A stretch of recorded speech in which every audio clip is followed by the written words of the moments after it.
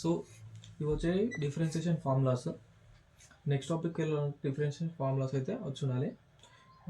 ఇందులో అయితే basic formulas అయితే నేర్చుకోండి. ఏవైతే మళ్ళీ మళ్ళీ రిపీట్ అవుతున్నాయో అవైతే నేర్చుకోండి బెటర్. సో నెక్స్ట్ టాపిక్ వచ్చేసి ఫార్మేషన్ ఆఫ్ డిఫరెన్షియల్ ఈక్వేషన్స్. ఇందులో నథింగ్ బట్ ఒక సింపుల్ ఈక్వేషన్ ఇచ్చేస్తాడు, మనం దాన్ని డిఫరెన్షియల్ ఈక్వేషన్గా మార్చాలంటే డివైడ్ బై ఎక్స్ని ఇంక్లూడ్ చేయాలి అంతే. సో ఫస్ట్ ఎగ్జాంపుల్ తీసుకుంటే y is equal to alpha X plus alpha square where alpha is an arbitrary constant. మనం ఇందులో డెరివేటివ్స్ యాడ్ చేయాలి. ఎలా అంటే డిఫరెన్షియల్ ఈక్వేషన్గా మారేటట్టు. సో ఇక్కడ మనకి ఇచ్చిన కాన్స్టెంట్ ఏంటంటే ఆల్ఫా. మనం ఆల్ఫా వాల్యూ ఫైండ్ అవుట్ చేస్తే మనకు డెరివేటివ్స్ వస్తాయి. ఆ డెరివేటివ్స్ని ఆల్ఫా ప్లేస్లో సబ్స్టిట్యూట్ చేయాలి. ఇంతే ప్రాసెస్ అయితే. సో దీన్ని డిఫరెన్షియల్ ఈక్వేషన్ మార్చాలంటే అబ్సల్యూట్లీ డెరివేటివ్స్ అయితే కావాలి. So differentiate on both sides, రెండు సైడ్స్లో డిఫరెన్షియేట్ చేసేద్దాం.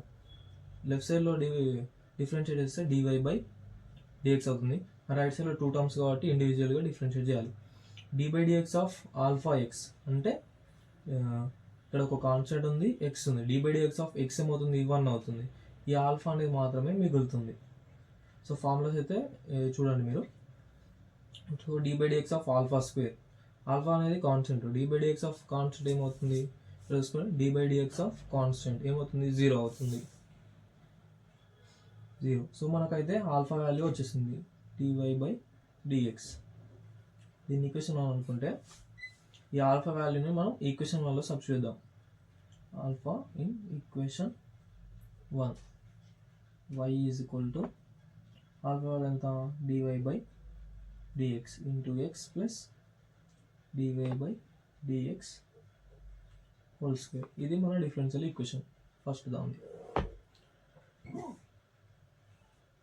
సో సెకండ్ క్వశ్చన్ చూసుకుంటే y is equal to ax plus bx square. So same differentiate on both sides. Left సైడ్లో డిఫరెన్షియేట్ అయితే dy by dx is equal to, so two terms కాబట్టి separate differentiation. D by dx of ax same ఇక్కడ ఎలాగైతే చేసామో alpha X ఏం చేసాం, alpha X ఉంది, ఇక్కడ ఏఎక్స్ ఉంది. సేమ్ మనకు ఏ అయితే వచ్చేస్తుంది ఇక్కడ. D by dx of ax is equal to a వచ్చేస్తుంది. Next d by dx of bx square. B అయితే ఇక్కడ ఆల్రెడీ వచ్చేస్తుంది ఎందుకంటే కాన్స్టెంట్ కాబట్టి. ఎక్స్ స్క్వేర్ ఉంది కాబట్టి దీనికి ఒక ఫార్ములా ఉంటుంది. D by d x power n is equal to n into x power n minus 1. ఈ ఎన్ని ముందట రాసి ఈ ఎన్ అనేది ఒకటి డిక్రీజ్ చేయాలి. అంటే 2 అనేది ముందట రాసేద్దాం. X to the power 2 minus 1 ఏమవుతుంది, 1 అవుతుంది. అంటే సింగిల్ 1 అవసరం లేదు, రాకపోయినా ఏం కాదు. సో ఇక్కడైతే మనకు ఏబి స్టిల్ ఉన్నాయి కాబట్టి మళ్ళీ డిఫరెన్షియేట్ ఆన్ బోత్ సైడ్స్. మళ్ళీ ఎందుకు డిఫరెన్షియేట్ చేయాలంటే ఏబి ఇందులో నీకు ఒక సింగిల్ వాల్యూని అయితే ఫైండ్ అవుట్ చేయరాదు. సో ఎప్పుడైతే ఒక సింగిల్ వాల్యూ వచ్చేదాకా డిఫరెన్షియేట్ చేయాలి.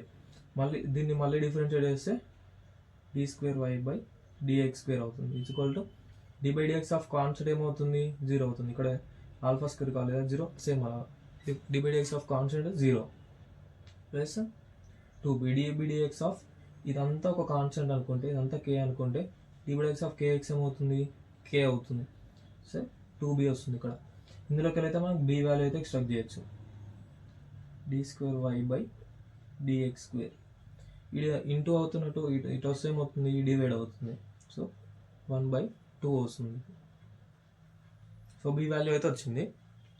దీన్ని ఈక్వేషన్ 1 అనుకొని దీన్ని ఈక్వేషన్ 2 అనుకుంటే ఈ బి వాల్యూని మనం ఈక్వేషన్ 2లో సబ్స్టిట్యూట్ చేద్దాం. బి ఇన్ ఈక్వేషన్ 2 ఏమవుతుంది, dy by dx is equal to a మనకు తెలియదు. So 2 into b value 1/2 into d square y by dx square into x. So ఈ టూ అనేది క్యాన్సిల్ అవుతుంది. సో ఇందులోకి అయితే మనకు ఏ వాల్యూ అనేది అయితే ఫైండ్ అవుట్ చేయొచ్చు. So a is equal to left సైడ్లో ఉంది డివై బై డిఎక్స్. సో ఇక్కడ మిగిలిన టర్మ్ ఏంటిది, d square by dx square into x. ఇక్కడైతే ప్లస్ ఉంది, ఇది లెఫ్ట్ సైడ్ వెళ్తే మైనస్ అవుతుంది. So minus x into d square y by dx square అవుతుంది. మనకి ఏ వాల్యూ వచ్చింది, బి వాల్యూ వచ్చింది. సో ఏ కామా బిని ఈక్వేషన్ 1లో సబ్స్టిట్యూట్ చేద్దాం.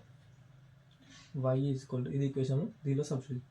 ఏ వాల్యూ ఎంత, DY by d x minus x into d square y by dx square into x plus b value ఎంత 1/2 d square y by dx square into x square.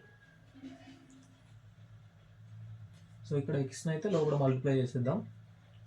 X into d y by d x minus x into x x square d square y by dx square plus 1/2 x square d square y by dx square అవుతుంది.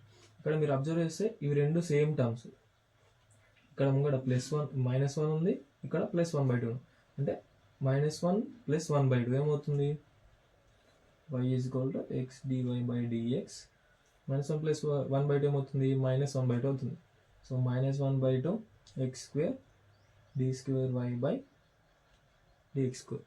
ఇది వచ్చేసి మన final differential equation.